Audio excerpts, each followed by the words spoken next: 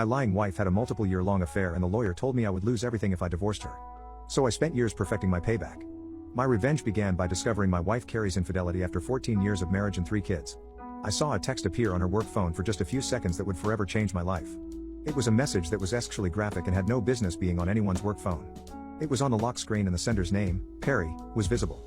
The world stopped around me. I just froze. My first thoughts were, what the hell was that about? It's her work phone. That kind of message gets people fired. Then it hit me. Was Carrie having an affair? It's amazing how the brain works. I suddenly started remembering a lot of things Carrie had done that seemed odd, but I'd either dismissed them myself or immediately accepted her explanation. She was always walking out of the room to answer a call or return a text and claimed that it would violate HIPAA. She was a nurse. If I overheard her talking about a patient, I accepted this because education has similar privacy laws regarding students. I'm a district school admin. She would sometimes come home with the faint smell of cologne on her clothes and claimed it was from helping to move male patients. Again, I accepted this at face value, but it always struck me as odd how it seemed to have the same scent of cologne. Once the proverbial barn door was open, I started seeing a lot of things that I'd missed before. Our love life in the bedroom had cooled off considerably, which wasn't helped by her having to leave the house at odd hours to fill in for other nurses that called in sick. I also recalled where I'd seen the name Perry before, and a call to the hospital confirmed he was a doctor there. For the next week or so, I was walking around in daze trying to put all of the pieces together. One of our kids had left a book in Carrie's car, so it was an excuse to visit the hospital.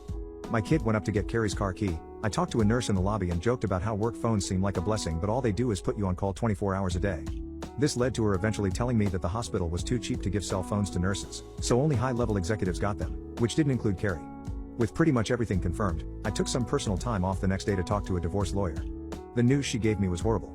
We lived in a community property state with no-fault divorce. I made more money than Carrie, she'd been the primary caretaker of the kids, and we'd been married for more than 10 years. Basically, if I filed for divorce, I'd be screwed.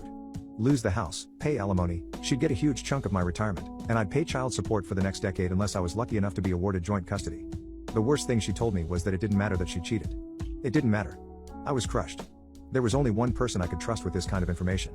She was a fellow teacher that had also made the jump to administration, but was stuck at a school site.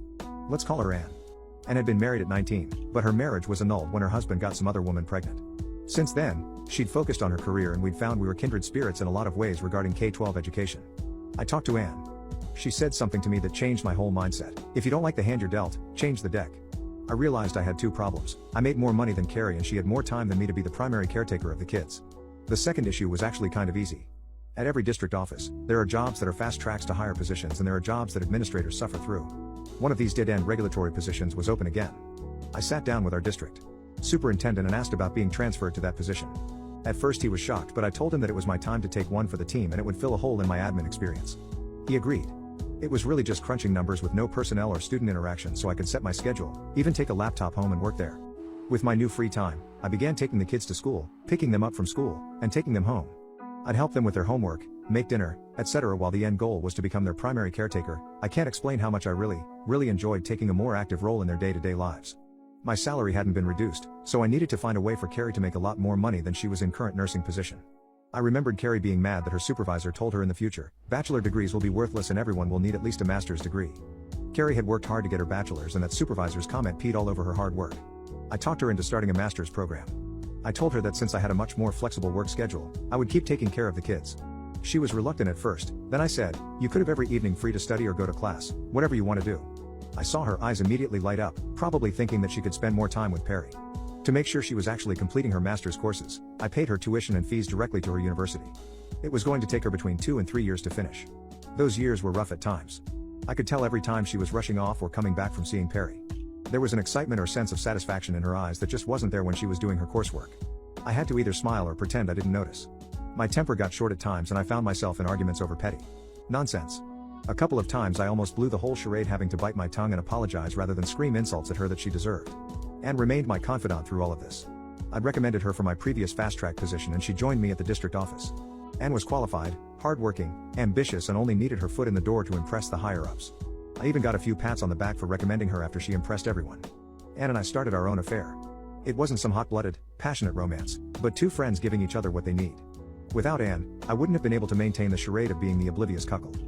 But when Carrie would come home smiling after spending time with Perry, I was able to bear it, smiling back because I had my own lover. After 3.5 years, Carrie completed her master's and was promoted at her hospital. Her salary went up substantially and was now higher than mine. When the kids and I made her a congratulations dinner, I made a joke about her being the breadwinner for the family and she laughed, joking back I should be a stay-at-home dad now. A month later, I went back to the lawyer and told her the financial situation had drastically changed. With these new facts, she drafted the petition and filed it. When the kids were with my mother, I had Carrie served. The deputy knocked on our front door and I let him in, pointing at my wife. He asked her name and then handed her a copy of the divorce petition. With the deputy standing there, I told Carrie I knew all about her affair with Perry. I told her to go be happy with her Dr. Lover. She screamed at me, tried to lie, and then made the mistake of rushing toward me. The deputy stopped her and warned her that women go to jail for domestic violence too. He suggested she pack a bag to stay somewhere else. Carrie left after I promised not to tell the kids about her affair. I didn't tell the kids. But I told my mother, who told my sister, who told her kids, who told their cousins, my kids. It took a few days, but eventually the kids knew that dad was divorcing mom because she had a boyfriend. In the end, the court granted the divorce, giving me primary custody of our kids. Because I was already their primary caretaker, I kept the house with the promise I'd refinance to buy out Carrie's half. She was ordered to pay child support, and I used that fact to negotiate with her to give up any rights to my retirement if I bought her out. I was able to refinance my home, and with a little money borrowed from my parents, I bought our Carrie's community property interest in the home and in my retirement. The day she signed all the paperwork with my lawyer finally ending any possible financial obligations to her was the happiest I'd been. I felt like I could finally breathe. I celebrated with Ann, who'd been my rock through all of it. I'm not ashamed to say that through the years I'd cried many times in her arms. Ann and I would eventually marry. She got promoted to a higher position and I was convinced to take back my previous position at the district when my youngest child reached high school. Carrie and I got along well after the divorce. We took the kids to family therapy and worked out this co-parenting thing. For a few months, she took a beating from the kids about why she needed a boyfriend when daddy was there all along. Between the kids and the therapist raking her over the coals, I didn't have to say anything at all. Carrie missed a lot of time with the kids because of her now legitimately busy work schedule, and I actually felt bad that my kids were missing time with their mother, so encouraged them to talk to her on the phone instead. When Carrie found out that I'd proposed to Ann, she congratulated me. I told her it's okay for her to marry Perry too. She got sad. She told me that Perry had started seeing another woman, a younger nurse at the hospital, because with her new position, she didn't have time for him, and when they did get together, she wasn't fun anymore. My ex-wife, the woman who'd cheated on me and destroyed our marriage, was looking to me for sympathy. I had none to give. What I had was years of anger and frustration. Years of knowing some other man was sleeping with my wife. I'd lost weight from not being able to eat, I'd suffered hypertension and had to confide in my doctor why it wasn't the stress of my job. I had to listen to my dentist complain about how I was grinding and listening to him tell me I'd need dental implants if it kept up. There were times when I had to be intimate with Carrie to keep up the charade, only to lie that I wanted to use rubbers to remind us how we used to have intimacy when we were dating, or because I might have a bladder infection, then go take a test anyway and wait for the results before seeing Ann again. But in the end, it was all worth it.